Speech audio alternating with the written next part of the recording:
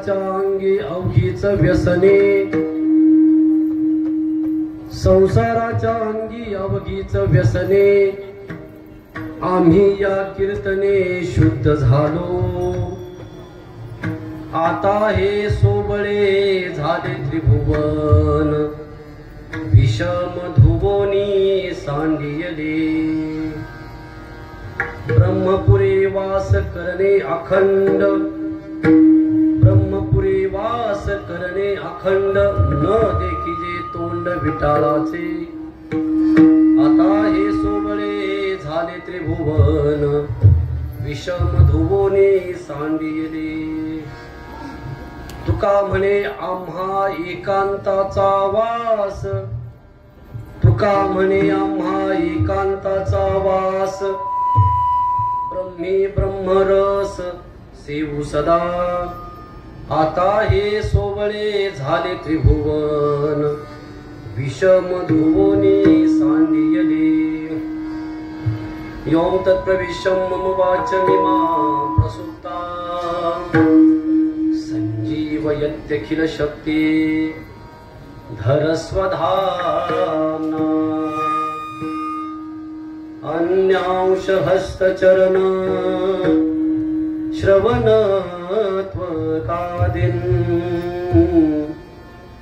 प्राणां नमो भगवते पुरुषाय तुभ्यं। पांडुरंगाकर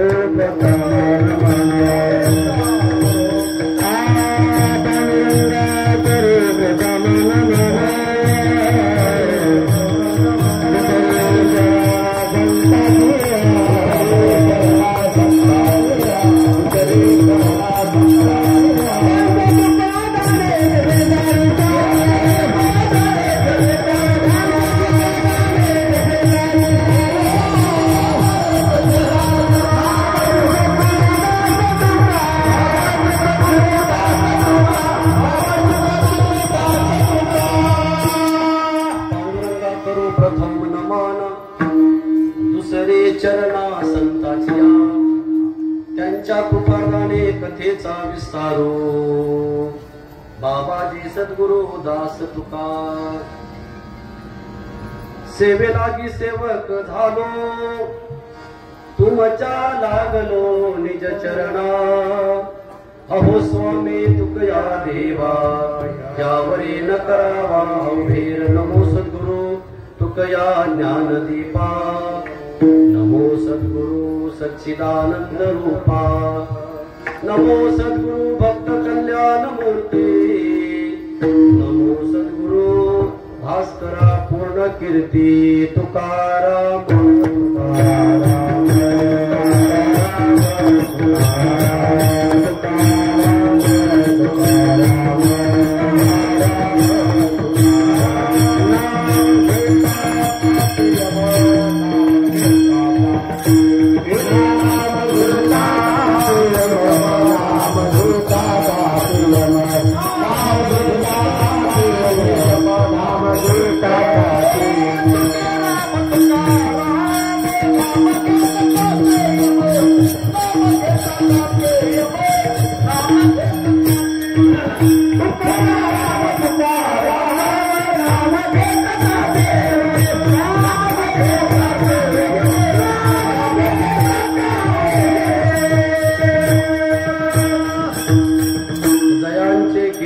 स्मरण होय सकळ विद्यांचे अधिकरण। हे जीवन श्री चरण सद्गुरुचे ते नमस्कारोनी आता। संसाराच्या अंगी अवघीच व्यसने, आम्ही या कीर्तने शुद्ध झालो। आता हे सोवळे झाले त्रिभुवन, विषम धुवोनी सांडियले। जगद्गुरु तुकोबारायांचं या पदस्पर्शाने पावन पवनी झालेल्या भूमीमध्ये जगद्गुरु तुकाराम महाराज पादुका सेवा ट्रस्टच्या वतीनं सुरू असलेला अखंड हरिनाम सप्ताह आणि भव्य गाथा पारायण सोहळा आजचा हा पहिला दिवस आहे. या कीर्तन महोत्सवाचं हे 29वे वर्ष आहे. आणि 29व्या वर्षामध्ये पदार्पण करत असताना आपल्या या सप्ताहाने अनेक स्थित्यंतर पाहिली. या ठिकाणी अनेक महात्म्यांनी येऊन इथं सेवा केलेली आहे. या सप्ताहाचं बदलतं रूप वर्षानुवर्ष या ठिकाणी सर्वांकरता एक भक्तिमय वातावरण निर्माण करण्याचा प्रयत्न या ट्रस्टच्या वतीने होतोय. या वर्षीचं वैशिष्ट्य म्हणजे आपण या ठिकाणी ट्रस्टच्या माध्यमातून गाथा पारायण सोहळ्याकरता 375 वाचकांची व्यवस्था आपण केलेली आहे. आज जवळजवळ 150 वाचक त्या ठिकाणी उपस्थित होते. मला विश्वास आहे की तुकोबरायांची सेवा करण्याकरता या परिसरातील आमची ज्येष्ठ श्रेष्ठ मंडळी, आमच्या माता भगिनी कमी पडणार नाही आणि उद्या त्या ठिकाणी तो 375 आकडा निश्चित पूर्ण होईल अशी मी त्या ठिकाणी खात्री करतो. तुकोबरायांचा हा विजेचा सोहळा आहे. 375 वर्ष झाले तुकोबरायांना वैकुंठाला जाऊन, आणि म्हणून त्या निमित्ताने सबंध विश्वामध्ये हा सोहळा साजरा होतो. आपण सगळे भाग्यवान आहोत. या भूमीला तुकोबरायांचे चरणस्पर्श झाले. या भूमीला तुकोबरायांचं वास्तव्य लाभलं. आपण सगळे भाग्यवान आहोत. आणि म्हणून त्या तुकोबरायांची सेवा करण्याचा प्रयत्न या अखंड हरिनाम सप्त्याच्या माध्यमातून आपण सगळेजण करत आहोत. आजचा हा पहिला दिवस आहे. हा सगळा जो काही कीर्तन महोत्सव आहे हा तुकोबरायांच्या वैकुंठ गमनाच्या निमित्तानं असल्यानं या ठिकाणी अभंगाची निवड सुद्धा जे महाराजांचे निर्याणाचे अभंग आहे त्यावरती कीर्तन करावं अशा प्रकारचा थोडासा विचार माझ्या अंतःकरणामध्ये आला. म्हणून या माध्यमातून सेवेकरता घेतलेला अभंग जगद्गुरु जगमान्य देवमान्य तुकोबरायांचा 4 चरणाचा आणि निर्याणपर प्रकरणातला आहे. विठ्ठल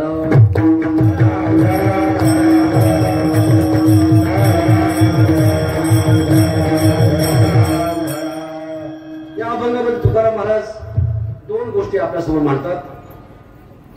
पहिली गोष्ट आहे संसार आणि दुसरी गोष्ट आहे परमार्थ. या 2 गोष्टीचं विश्लेषण तुकोबारा या अभंगामध्ये करत आहे. विश्लेषण करत असताना प्रत्येक गोष्टीला एक पूरक असणारं चिंतन या अभंगामध्ये महाराजांनी मांडलंय. महाराज सांगतात संसाराच्या अंगी अवघीच व्यसनी.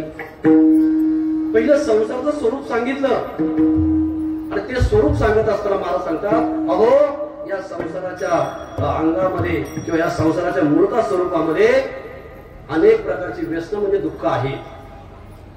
आणि त्याची विरुद्ध बाजू सांगताना ते म्हणतात की संसाराच्या नादी लागण्यापेक्षा जर आपण परमार्थाचा विचार केला, परमार्थाच्या मागे गेलो, संतांच्या मागे गेलो तर संत आम्हाला तो मार्ग दाखवतात. तो म्हणजे हरिकीर्तनाचा हरिनामाचा मार्ग आहे. तो कसा आहे महाराज म्हणतात त्या मार्गाला जर आपण गेलो तर आम्ही या कीर्तने शुद्ध झालो. महाराज सांगतात आम्ही त्या मार्गाला गेलो. आम्ही संसारातली असणारी व्यसनं ओळखली. संसारामध्ये जी व्यसनं आहेत ती व्यसनं आम्ही ओळखली आणि आम्ही त्याचा त्याग केला आणि आम्ही परमार्थाकडे गेलो. परिणाम असा झाला आम्ही या कीर्तने शुद्ध झालो. आता काय झाला बदल तुमच्यामध्ये?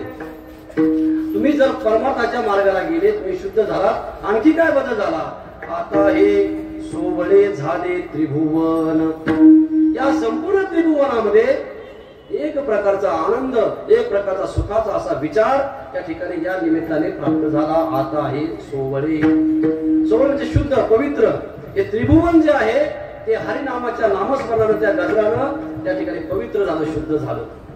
आणि संसारामध्ये काय होतं तर संसारामध्ये जी विषमता होती, विषम दोन्ही सांडी गेली.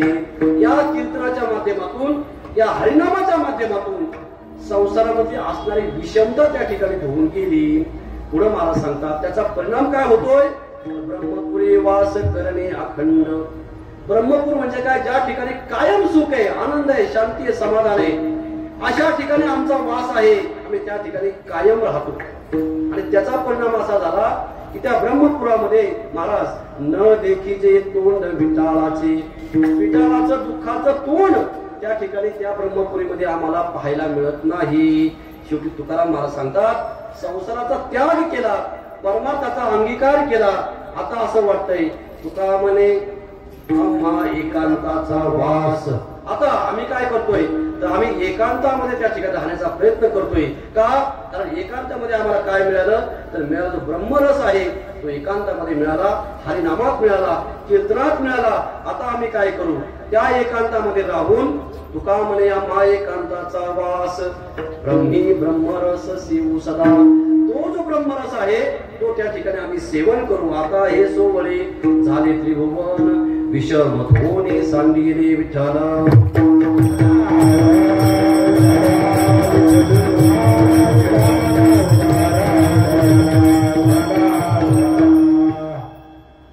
जगद्गुरु तुकोबारायांना 375 वर्ष झाली वैकुंठ गमनाला. महाराज 375 वर्ष त्या ठिकाणी हा सोहळा नित्य चालू आहे. प्रत्येक ठिकाणी त्यामध्ये वाढ होतीये. याचा अर्थ असा आहे की तुकोबारायांचा आणि आपला काहीतरी संबंध आहे. मग काय संबंध आहे आपला?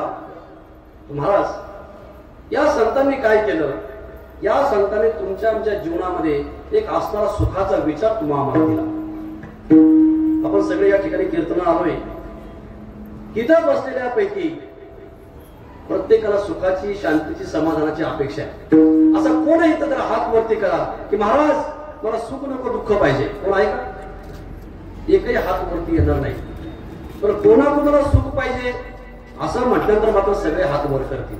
याचा अर्थ असा आहे आपल्याला प्रत्येकाला सुखाची अपेक्षा आहे. महाराज वर्णन करतात हागा रोगुकाय रोगिया. रोगी माणसाला रोग आवडत नाही. का? का आवडे दारिद्र्य दरिद्र्या. दरिद्री माणसाला त्याचं दारिद्र्य आवडत नाही. बरी भोग विजय बळीया दृश्य देणे आवडत नाही. पण भोगावं लागतं.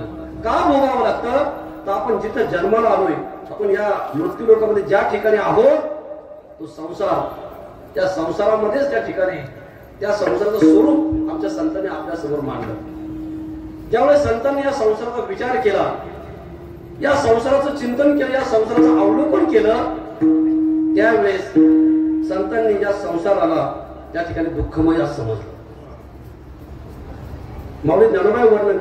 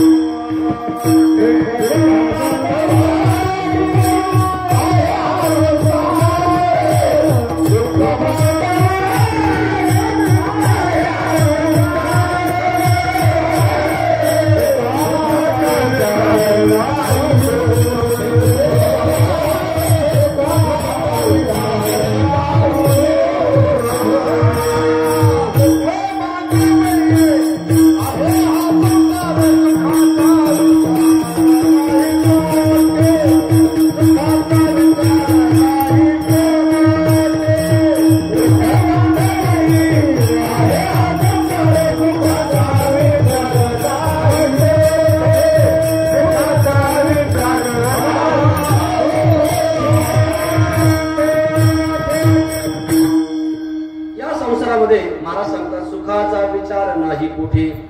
बघा आपण सगळे संसारामध्ये जन्माला आलो, संसारामध्ये आपलं जीवन आपलं आयुष्य व्यतीत करतोय.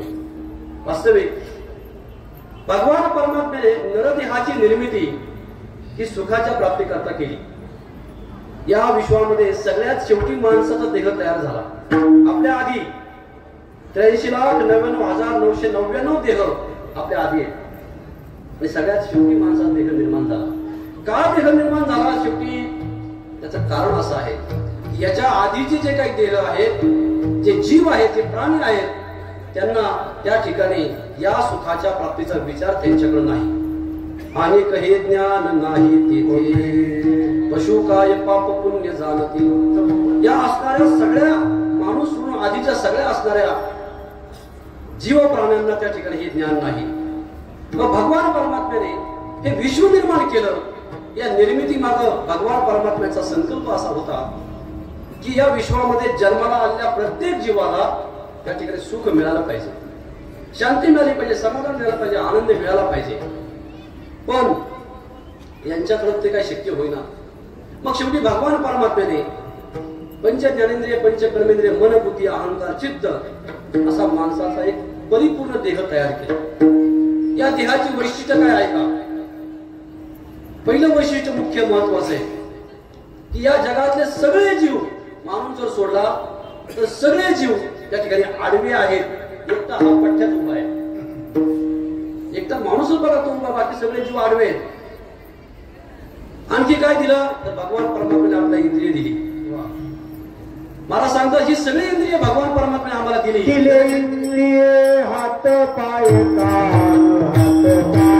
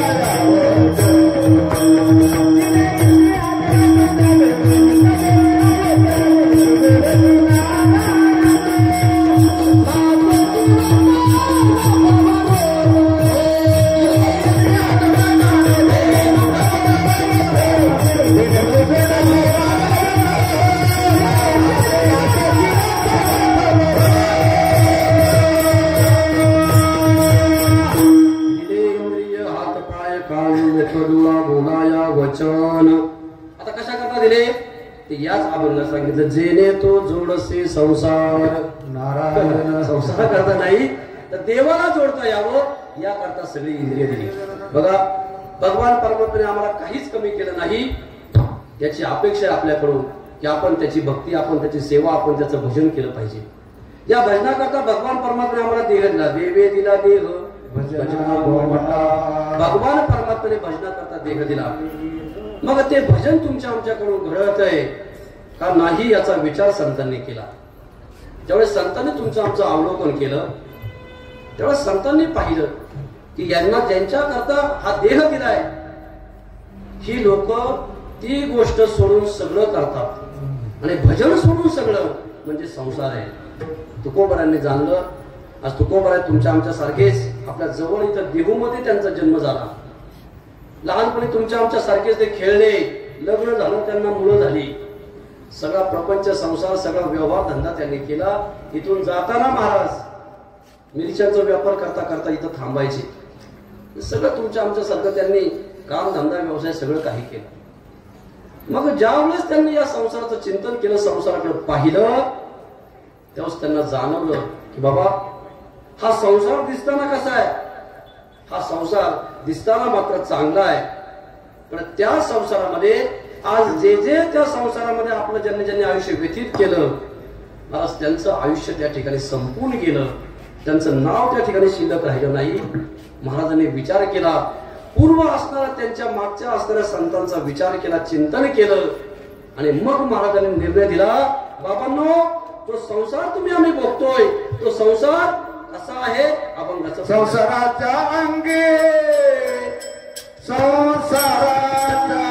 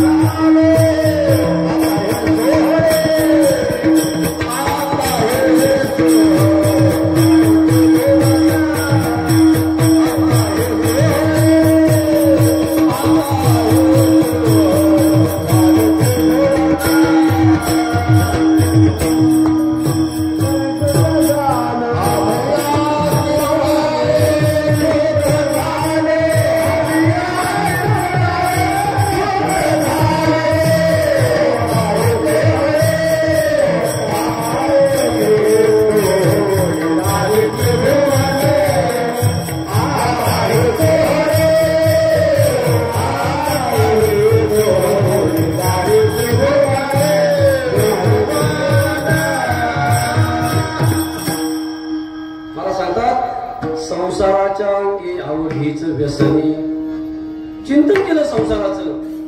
त्यावेळेस त्यांनी निर्णय दिला, बाबांनो या संसारामध्ये जे काही आहे ते सगळं व्यसन आहे.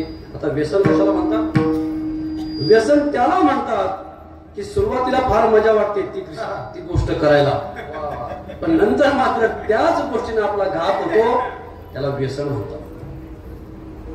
म्हणून हा संसार जो आहे, जो तुम्हा आम्हाला त्या ठिकाणी अगदी सुखरूप वाटतो, जर वाटला नसता तर आम्ही केला नसता.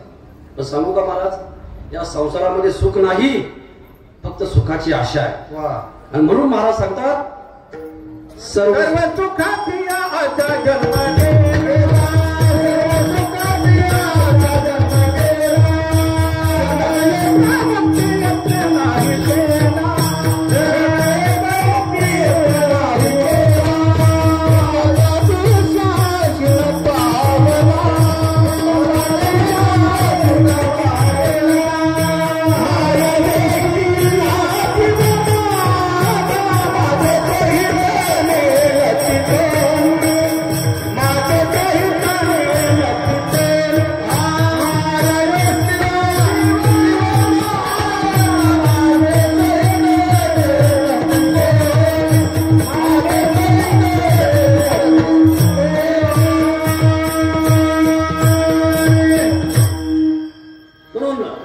पावला सुखाच्या आशेनं जन्म चाललाय.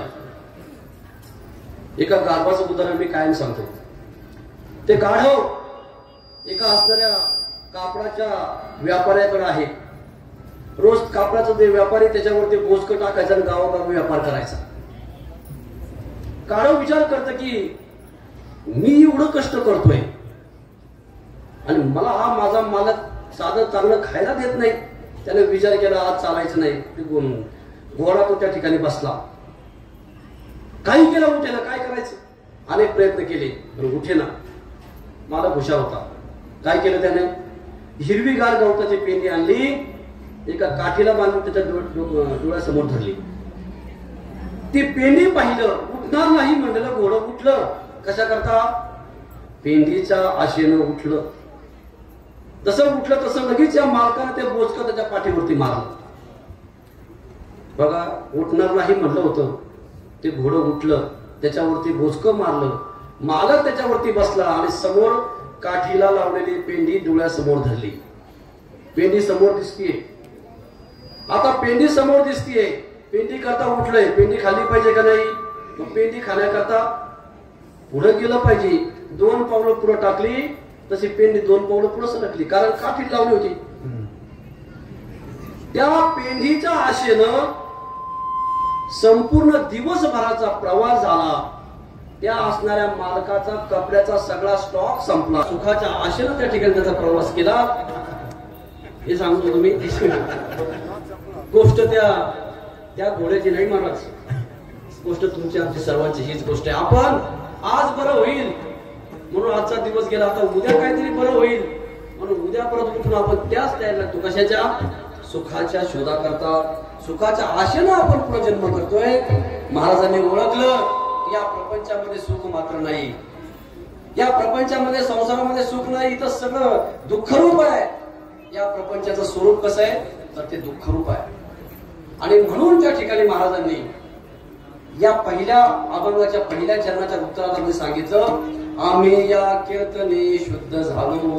मग संसाराला बाजूला केलं आणि आम्ही भगवान परमात्म्याच्या भक्तीमध्ये लागलो. त्याचा परिणाम असा झाला की त्या नामस्मरणानं, त्या असणाऱ्या कीर्तनानं आम्ही शुद्ध झालो. म्हणून आपल्याला सुद्धा त्या ठिकाणी शुद्ध पवित्र होण्याची संधी या निमित्ताने प्राप्त झालेली आहे. काय करावं लागेल? अहो ज्याच्या करता आलोय ते करायचं. मग कशा करता आम्ही आलो? कशा करता आलो? भजन करण्याकरता आलो का नाही? एवढा सगळा खाटाटोप, एवढा व्याप कशा करता केला? ते तुमच्या आमच्यातून मुखातून भजन घडलं पाहिजे याकरता सगळं केलंय ना. आपण भजन केलं पाहिजे का नाही?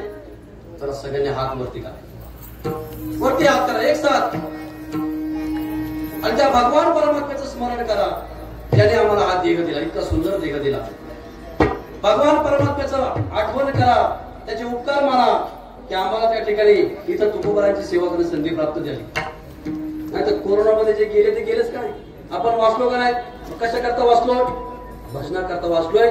म्हणून त्याचे उपकार म्हणून एकदम मोठ्या प्रेमानं आनंदानं त्याचं भजन करूया. विठोबा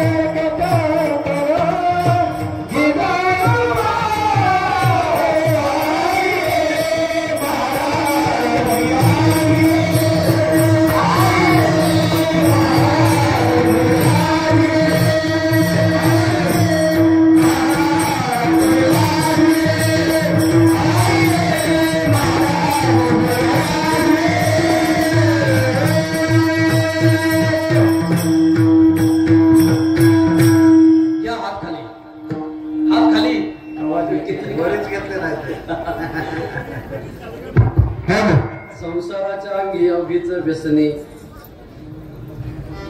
आम्ही या कीर्तने शुद्ध झालो आता हे सोबळे झाले त्रिभुवन विषमत होऊन सांगिले. बघा महाराजांनी संसार कसा आहे ते सांगितलं. संसाराच्या अंगामध्ये व्यसन आहेत, पण त्याच बाजूला तुमच्या आमच्याकरता सुखाचा मार्ग सांगितला. आम्ही या कीर्तने शुद्ध झालो. महाराज सांगतात आम्ही काय केलं, त्या संसाराचं स्वरूप ओळखलं आणि आम्ही या ठिकाणी भक्ती मार्गाला लागलो. परिणाम असा झाला आम्ही या कीर्तने शुद्ध झालो. आता बघा हा संसार कसा आहे, या संसाराचं स्वरूप कसं आहे, ते दुःख रूप आहे. या संसारामध्ये कोण कोण दुःखी आहे, राजा दुखिया, प्रजा दुखिया, सगळे त्या ठिकाणी दुःखी आहे.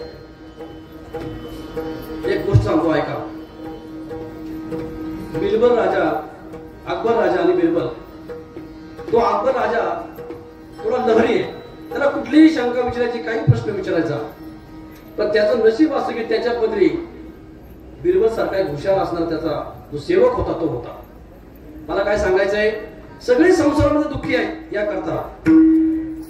एक दिवस त्या अकबराला पाहिलं, स्वतःच्या हाताकडे पाहिलं. अकबर विचार करतोय की माझ्या हातावरती केस का नाहीत. विचार केला. आता काय विचार करायची गरज आहे का, काही विचार करतात का म्हणलं हातावरती केस नाही. बिरबलला विचारलं, बिरबल सांग माझ्या हातावरती केस का नाही. आता बिरबल हुशार होता, ते म्हणले राजेसाहेब त्याचं असं आलं की तुम्ही खूप दानशूर आहात, व दान देऊन देऊन त्या घर्षणानं केस तुमच्या हातावरती संपले. अकबरानं बिरबलाकडे पाहिलं, बिरबलच्या हाताकडे पाहिलं, बिरबलाच्या हातावरती केस नाही. म्हणजे बिरबल माझं ठीक आहे, मी राजा आहे, पण तू माझं दान देऊन देऊन माझ्या हाताची केस गेली, तुझ्या हाताची केस कशी काय गेली. ते म्हणजे राजा तुम्ही दान दिलं आणि मी घेतलं म्हणून माझ्या हाताची घर्षणाने केस गेली. आता त्या अकबराला येडच लागलं काय लोकांचे हात बघायचे. एक वाट सोडून चालला होता, त्याच्या हाताकडे पाहिलं, म्हणजे बिरबल माझं ठीक आहे, मी दिलं म्हणून माझ्या हाताची केस घर्षणाने गेली, तू घेतलं म्हणून तुझ्या हाताची केस घर्षणाने गेली, पण तो चाललाय त्याच्या हाताला केस का नाही? आता तो बिरबल होता, हुशार होता. तेव्हा राजे साहेब, तुम्ही त्या ठिकाणी दिलं म्हणून तुमची गेली, मी घेतलं म्हणून माझ्या हातावरची गेली, आणि तो जो आहे ना तो आपली गंमत पाहतोय. तुम्ही देताय, मी घेतोय, त्याला काहीच मिळालं नाही म्हणून हातावर हात सोडून त्याची गेली. परिणाम सांगायचं काय? सगळ्यांचा परिणाम एकच, जो देखे सो दुखिया बाबा. हे प्रपंचाचं स्वरूप आहे. म्हणून तुकाराम मला सांगतात, आम्ही ते प्रपंच संसार पाहिला, अनुभवला, आणि अनुभव आल्यानंतर तुम्हाला आम्हाला सांगितलं की बाबा हा प्रपंच संसाराच्या अंगी अवघीच व्यसने, हा सगळा व्यसन असणारा प्रपंच संसार आहे. मग काय केलं आम्ही या कीर्तने शुद्ध झालो. इथं तुकाराम महाराज एक शंका आहे, भागुंडे महाराज. तुकाराम मला आम्हाला चिंतन सांगतात, पण इथं शब्द वापरला आम्ही या कीर्तने शुद्ध झालो. वास्तविक तुकाराम महाराजांनी मी म्हणायला पाहिजे होतं, पण संतांमध्ये तुमच्या आमच्यामध्ये हाच फरक आहे. आपण कुठल्याही गोष्टीचं श्रेय लगेच घेतो स्वतःवरती. हे सगळं माझ्यामुळे झालं. आपण सगळे त्या ठिकाणी लगेच श्रेय घेतो. पण संतांचं असं आहे की संत चांगल्या गोष्टीचं श्रेय हे त्या ठिकाणी सामुदायिकपणे सर्वांसाठी घेतात. आणि एखादी कनिष्ठ गोष्ट आहे, एखादी चुकीची गोष्ट आहे, तर त्याचं श्रेय स्वतः माझ्यावरती किंवा त्यावेळेस मी म्हणतात, मी तव अनाथ अपराधी. हे श्रेय स्वतःवरती घेतलं. ज्यावेळेस कमीपणा दाखवायचा आहे त्यावेळेस स्वतःवरती घेतलं, आणि ज्या वेळेस चांगलं काहीतरी दाखवायचंय त्याचं श्रेय त्या ठिकाणी सर्वांना, सगळ्या संतांना दिलं. म्हणून आम्ही हा शब्द वापरला. तो अनेक ठिकाणी आला. आता गाथापालन चालू आहे, अनेक ठिकाणी तो शब्द येणार आहे. आम्ही वैकुंठवासी किंवा आम्ही नामाचे धारक किंवा जाई तू माये न करी सायास आम्ही विष्णुदास. म्हणजे सगळ्यात चांगल्या गोष्टीचं श्रेय त्या ठिकाणी तुकोबार आहे, संत अधिक या आपल्या असणाऱ्या संतांना देतात. म्हणून आम्ही हा शब्द वापरला. आणि तुमच्या आमच्या प्रपंचामध्ये काय होतंय, सगळं मी आणि माझं, मी माझं करूनच आपलं जीवन चाललंय. म्हणून आम्ही या कीर्तने हे शुद्ध झालो.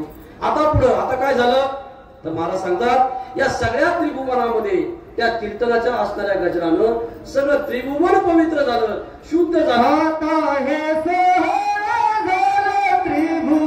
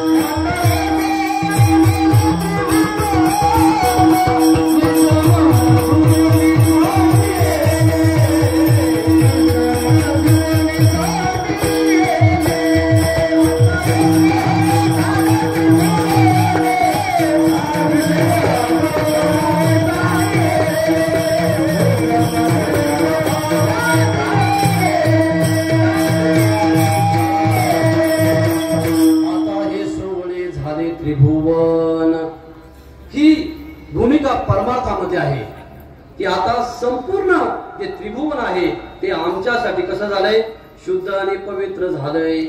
काय परिणाम झाला, संसाराचं स्वरूप कसं बदललं तर विषम धोनी सांडिले या कीर्तनानं, या नामस्मरणानं संसारामध्ये असणारा भेदभाव संपून गेला. बघा, संसार आणि परमार्थ दोन गोष्टी आहेत. संसारामध्ये प्रत्येक गोष्टीमध्ये भेद आहे आणि तो भेद पाहिजेच, आणि परमार्थामध्ये मात्र या ठिकाणी प्रत्येक गोष्टीमध्ये अभेद आहे. संसारामध्ये भेद आवश्यक आहे. संसारामध्ये आई, पत्नी, बहीण, मैत्रीण, भाऊजाई, शेजारीन हा भेद आवश्यक आहे. पण परमार्थामध्ये तसं नाही. भेद भेद ब्रह्मानंद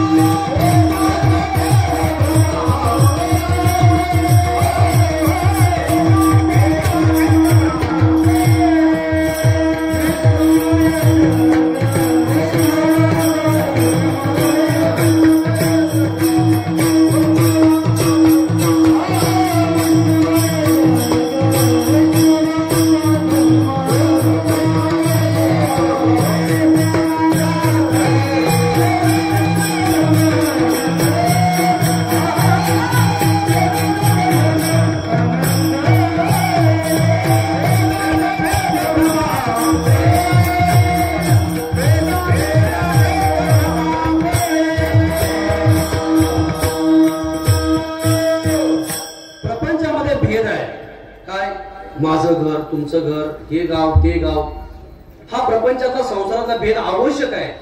पण परमार्थामध्ये कसं आहे, हे विश्वची माझे घर, हे परमार्थामध्ये म्हटलं चांगलं आहे. हे जर आपण असं ठरवलं गावात घुसलो कुणाच्या पण, हे विश्वाचे माझे घर असं म्हणून कुणाच्या घरात घुसलं जमल का? जमणार आहे. प्रपंचामध्ये संसारामध्ये भेद आवश्यक आहे, पण परमार्थामध्ये भेद आवश्यक नाही. तिथं त्या ठिकाणी अभेद पाहिजे. हे सगळं जग कसं आहे, हे सगळं जग त्या ठिकाणी वासुदेवमय आहे. ही भूमिका आपल्याला कीर्तनानं किंवा नामस्मरणानं येते. म्हणून विषम दोन्ही सांडिले पुढे महाराज सांगतात की आमच्या जीवनामध्ये बघा, तुकाराम महाराजांचं जीवन आपण चरित्र सगळ्यांनी ऐकले, पाहिलंय. अतिशय त्या ठिकाणी आलेल्या प्रत्येक गोष्टीला संकट आलं, महाराज म्हणजे बरं झालं. दुष्काळ आला, महाराज म्हणजे बरं झालं. एवढंच नाही, बायको मेली, दुष्काळे आटीला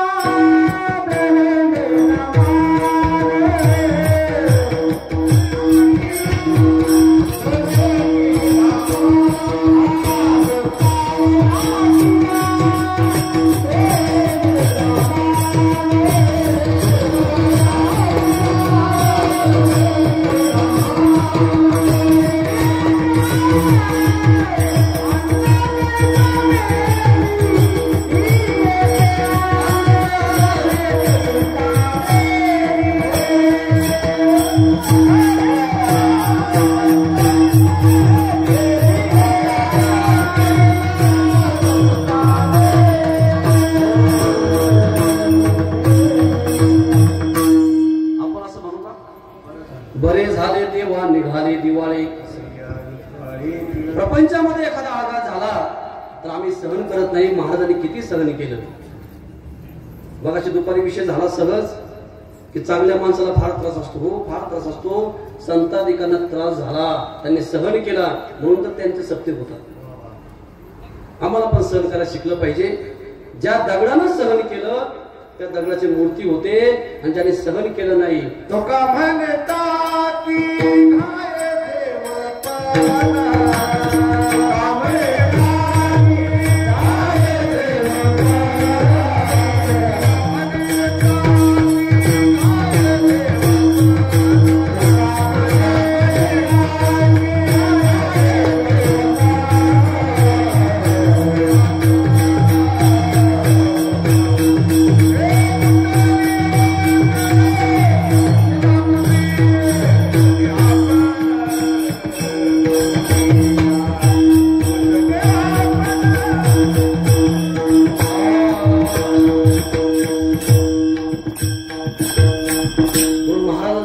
देवताला कदाचित ट्रस्टमध्ये तसा विचार चालू आहे की पुढील काळामध्ये, पुढील वर्षामध्ये इथं तुकोबारांची कथा आपल्या सगळ्यांना ऐकायला मिळणार आहे.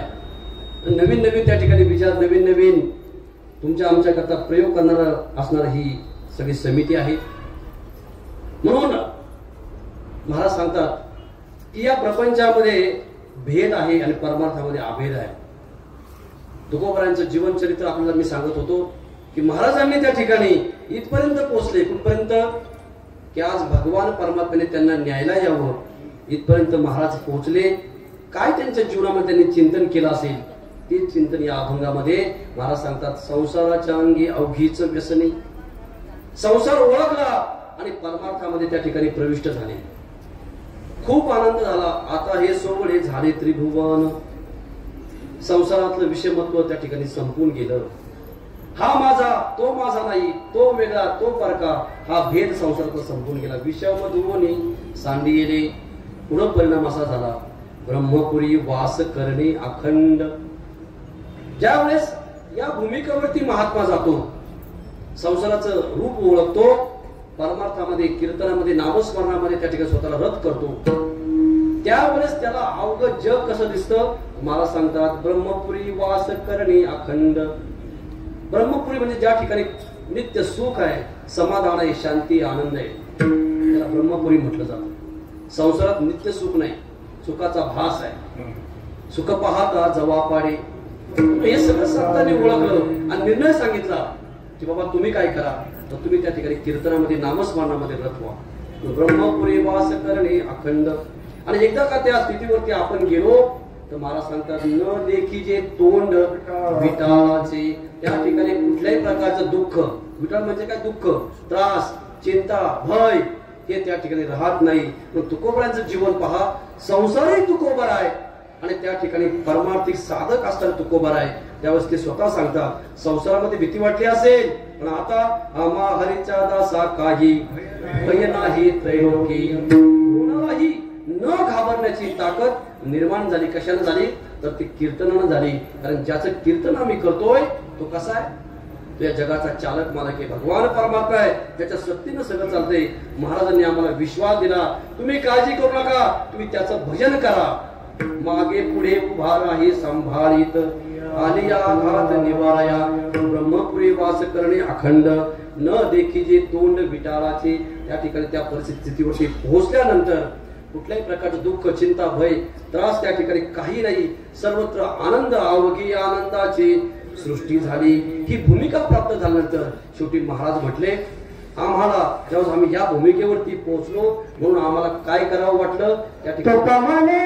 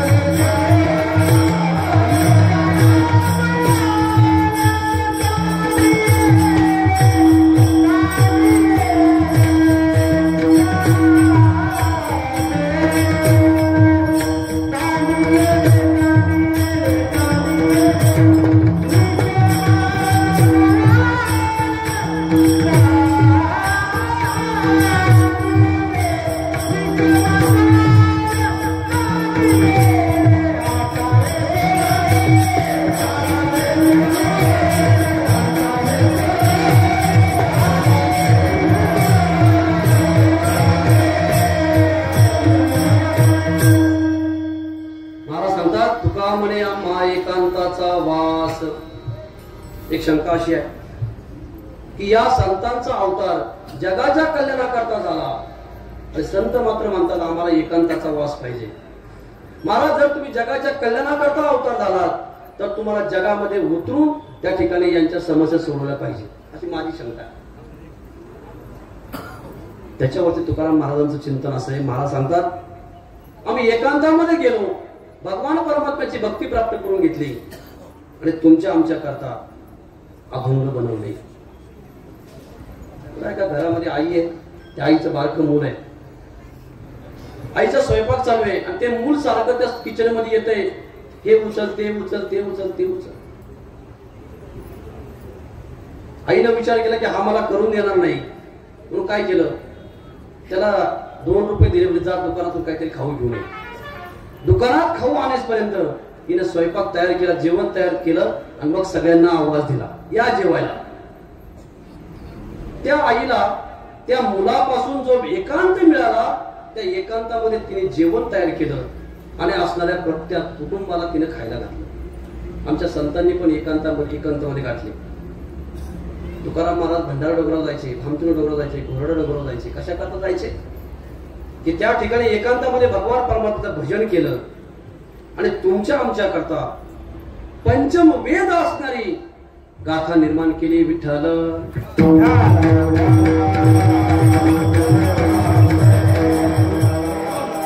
त्या संतांनी तुमच्या आमच्या करता ही वाङ्मय तयार केलंय. मी ट्रस्टच्या वतीनं सगळ्यांना विनंती करतो की आपल्या सगळ्यांना या असणाऱ्या वाङ्मयाचा आनंद आस्वाद घेण्याची संधी या ठिकाणी प्राप्त झाली.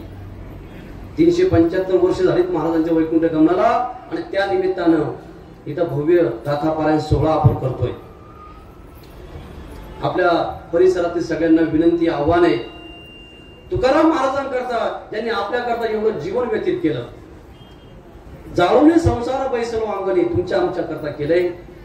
या 375व्या वैकुंठ गमना सोहळ्या निमित्तानं आपल्याकडून त्यांना या गाथा पारायणामध्ये सहभागी व्हावं अशी त्यांच्या तुकोबारांची सेवा आपण घडावी अशी विनंती या ठिकाणी करतो. थोडी त्या ठिकाणी थोडा वेळ द्या. तुकाराम महाराज काय आहेत, त्यांचं जीवन काय आहे हे गाथा वाचल्याशिवाय कळणार नाही. कारण कीर्तनकार सगळे आमच्या सकट सगळं सांगत नाही. काही अभंग असे जे आम्हाला सुद्धा लागू होतात, त्यामुळे ते काय कोणी सांगत नाही. पण ते अभंग तुम्हाला आम्हाला तिथं वाचायला मिळतील. आपल्या जीवनामध्ये बदल घडायचा असेल तर ज्ञानेश्वरी पारायण, गाथा पारायण, भागवत पारायण त्या ठिकाणी फार आवश्यक आहे. उद्या सकाळी 9 वाजता सगळ्यांनी गाथा पारायण या. शेवटी महाराज सांगतात तुका म्हणे आम्हा एकांताचा वास. एकांतामध्ये राहून आम्ही काय करू, ब्रह्मी ब्रह्मरस सेवू सदा. या संतांचे आपल्यावरती फार उपकार आहे महाराज. आज तुकाराम महाराजांचा विजेचा सोहळा आहे. तुमच्या आमच्या करता या संतांनी या मृत्यूलोकामध्ये आले, या संसाराचं दुःख भोगलं आणि आपल्या करता केला राज्य मार्ग. झाले ऐसा एक सुंदर असा राज्य मार्ग आपल्या करता दिला, ज्याचं नाव परमार्थ आहे, नामस्मरण कीर्तन आहे. त्या माध्यमातून या संतांनी आपल्या करता हे जीवन व्यतीत केलं. आपल्याला आपलं कर्तव्य आहे की त्या संतांचं स्मरण त्यांच्या भजनाद्वारे आपण केलं पाहिजे. ज्ञानेश्वर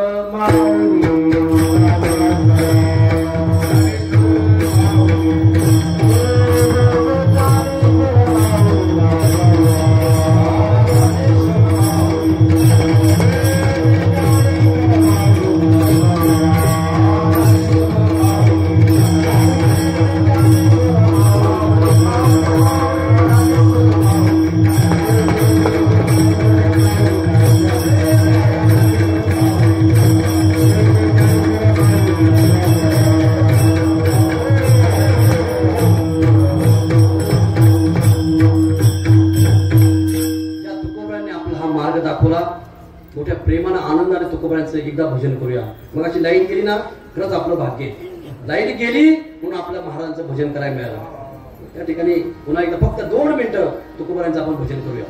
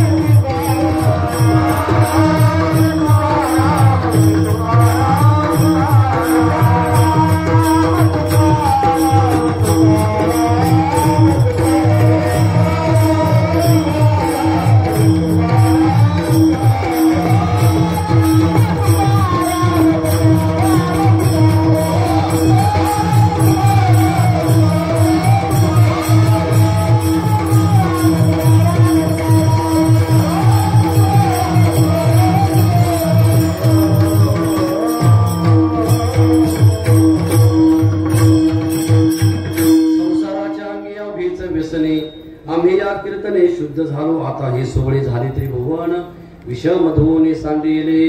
आपल्या या पवित्र अशा जगद्गुरु तुकोबरायांच्या पदस्पर्शाने पावन पुनीत झालेल्या भूमीमध्ये या ट्रस्टच्या वतीनं 27 वर्ष हा सोहळा सुरू आहे. याही वर्षी मोठ्या आनंदाने या ठिकाणी सोहळा सुरू आहे. अनेक या ठिकाणी नामवंत प्रसिद्ध महाराज मंडळीचे कीर्तन झाले आहे. विचार केला या लोकांनी की आपल्या तालुक्यातील सुद्धा महाराज मंडळींना आपल्या या ठिकाणी संधी द्यावी, त्या माध्यमातून ही सेवा माझ्याकडे आली. आज फक्त त्या ठिकाणी थोडंसं मैदान साफ करायचं काम मी केलेलं आहे. उद्यापासून मोठे मोठे महात्मे आहेत.